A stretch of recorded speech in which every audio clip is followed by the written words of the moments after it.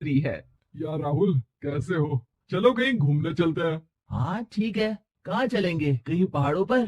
अच्छा आइडिया है। ठीक है, मैं बस की टिकट बुक करवा देता हूँ और अच्छा सा होटल भी देख लेता हूँ। ठीक है भाई, लेकिन जल्दी करो। लाइफ में इतना स्ट्रेस हो गया है कि कुछ दिन का रेस्ट तो बहुत जरूरी बन गया है। राज का शाम को फोन आता है राहुल के पास।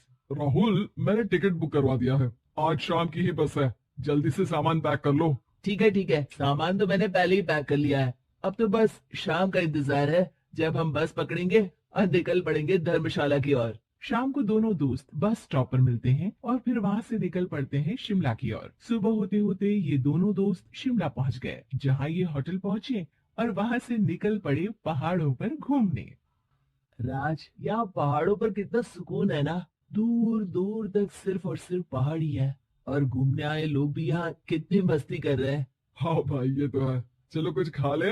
दोनों एक रेस्टोरेंट पे पहुंच गए। वहां इनकी रेस्टोरेंट चलाने वाले लड़के से दोस्ती हो गई, जिसका नाम जितेंद्र था। जितेंद्र, तुम यहाँ कब से हो और रेस्टोरेंट खोलने का प्लान कैसे बनाया? हेलो भाइयों, मैं तो यहीं का हूँ। बस बाहर कुछ साल के लिए गया था नौकरी करने, पर फिर लौट आया और अपने यहाँ ही रेस्टोरेंट खोल लिया। पिछले 6 साल से यहीं पर हूँ। अरे लेकिन जितेंद्र, एक बात तो बताओ, रेस्टोरेंट ही क्यों, कुछ और काम क्यों नहीं? और भैया, अपना तो ये मानना है कि आदमी दुनिया में कहीं भी हो लेकिन उसे भूख तो लगेगी ही, और इसके लिए उसे खाना तो चाहिए ही। यानी ये धंधा कभी मंदा नहीं पड़ता, इसलिए ये काम शुरू किया था। लेकिन इस काम में क्या मुनाफा भी होता है या फिर बस ऐसे ही काम चल रहा है शौकियाना तौर पर? और अरे क्यों नहीं भैया, काम तो हो ही रहा है और मुनाफा नहीं होता तो ये 10 लोगों का स्टाफ कैसे रख लेता। वैसे आप भी क्यों नहीं इस बिजनेस में हाथ आजमाते हो? हाँ, आइडिया तो अच्छा है, लेकिन हम लोग तो सिर्फ यहाँ घूमने आए हैं और हमारे पास इतने पैसे भी नहीं है। और अब पैसों की चिंता क्यों करते हो? सिर्फ 5 लाख रुपए लगा कर भी आप काम शुरू कर सकते हो। अच्छा, वो कैसे? अरे आप रेस्टोरेंट में मेरे पार्टनर बन जाइए। जो मुनाफा होगा वो आधा आधा बांट लेंगे।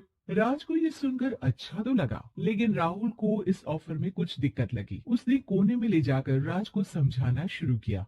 अरे राज, पागल मत बन। हम सिर्फ यहाँ घूमने आए हैं, ये ऑफर के चक्कर में क्यों पड़ रहे हो? कुछ काम शुरू ही करना होगा तो दिल्ली में शुरू करेंगे, यहाँ शिमला में क्यों? अरे बेवकूफ, दिल्ली में 5 लाख रुपए में कौन सा काम शुरू करेंगे?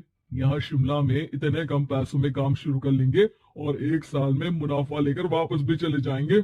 ओहो, अरे भाई, तुम्हें जो करना है करो, लेकिन मैं इस बिजनेस में तुम्हारा साथ नहीं दे सकता। याद रखो, हम यहाँ सिर्फ घूमने आए हैं, कोई बिजनेस करने नहीं। और इस जितेंद्र पर वैसे भी मुझे ज्यादा भरोसा नहीं हो रहा है। अरे तुम्हारी यही तो दिक्कत है, तुम्हें किसी पर भी भरोसा नहीं होता। लेकिन मुझे तो है। मुझे पता है कि इतने कम पैसों में मुझे जितेंद्र अपना बिजनेस पार्टनर बना रहा है। अरे लेकिन क्या गारंटी है कि पैसे लेने के बाद जितेंद्र तुम्हें बेवकूफ नहीं बनाएगा? अरे मुझे तो है। मैं कुछ नहीं जानता। मुझे सिर्फ ये पता है कि जितेंद्र मेरे बारे में ज्यादा ना जानते हुए भी मुझ पर कितना भरोसा कर रहा है। मुझे तो लग रहा है कि इसके पीछे उसकी मंशा ठीक नहीं है। बाकी तुम्हें जो ठीक लगे वो करो। मैं तो आज शाम की ही बस से वापस जा रहा हूँ। ठीक है, तुम चले जाओ, लेकिन याद रखना कि आज के बाद मुझसे कभी बात करने की कोशिश मत करना। राहुल गुस्से में वहां से चला जाता है। दूसरी ओर राज और जितेंद्र साथ में मिलकर काम करने लगे। राज ने अपने घर से 5 लाख रुपए ये कहकर लिए कि जल्द ही वो 2 गुने पैसे कमाकर 6 महीनों में लौटा देगा। कुछ दिनों बाद। भाई जितेंद्र, तुमने 5 लाख रुपए तो ले लिया है, लेकिन काम में बहुत तेजी नहीं दिख रही है। अरे भाई, गांव में थोड़ा समय लगता है, चिंता मत करो यार। हाँ वो तो ठीक है, लेकिन मेरे पैसों का तो कुछ हिसाब दो। कहाँ लगाया तुमने? अरे बड़े आए पैसों का हिसाब मांगने वाले। वो तो शुक्र मनाओ कि इतने कम पैसों में मैंने तुम्हें काम पर रख लिया है। क्या कहा तुमने? मुझे काम पर रखा है? अरे मैं तो तुम्हारा बिजनेस पार्टनर हूँ। बड़ा आया पार्टनर बनने वाला। औकात देखिए अपनी। 5 लाख में रेस्टोरेंट खरीद लिया है क्या? ऐसा है तो मेरे पैसे वापस करो, मुझे तुम्हारे साथ काम नहीं करना है। अरे पैसे कैसे? वो सब तो काम में लग गए। अब तुम्हें वापस जाना है तो चले जाओ, कोई पैसा नहीं मिलने वाला है।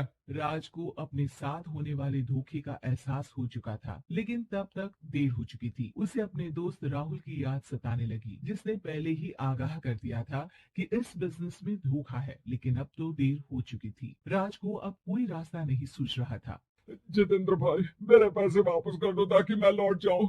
मुझे अब तुम्हारे साथ कोई काम नहीं करना भाई।